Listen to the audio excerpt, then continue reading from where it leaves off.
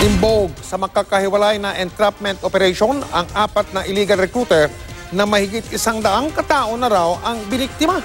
Tumanggi naman magbigay ng pahayag ang mga sospek. Nakatutok si Mariz Umali. Nagtitimpi sa galit ang mga biktima ng illegal recruiter nang nakaharap ang mga suspect sa CIDG kanina. Si Lily nasa halos 70,000 pesos ang naibayad matapos pangakuan ng trabaho bilang dairy farmer abroad. Nagka-interest po ako. 143 to 153K po. Pagka-finish ng kontrata din namin, pwede din namin daw i-renew. 2 years daw po. Yung pera-pera po na ginamit namin dito, utang po namin yung lahat. Hindi naman po yun namin basta pislulot lang. Hindi raw sila nagduda dahil nag-training pa sila sa isang dairy farm sa Baguio ng 1 buwan. Bumatak yung pangarap ko na kalang-araw sana. Malahang ko yung pamilya ko at nakahirapan. Malayo pa ako nasa Lanao del Norte pa ako.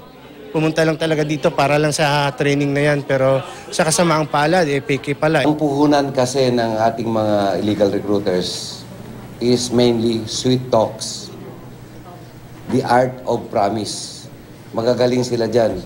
Now, nilagyan na lang nila ng konting semblance of truth.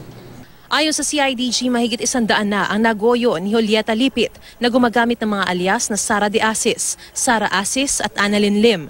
Na-entrap siya at ang kasabwat na si Sheila Marie Amil sa operasyon ng Anti-Transnational Crime Unit nitong April 6 sa Malate, Maynila. April 6 din na-entrap ng NCR-CIDG si Remigio Mar Mariano Jr. sa Pasay.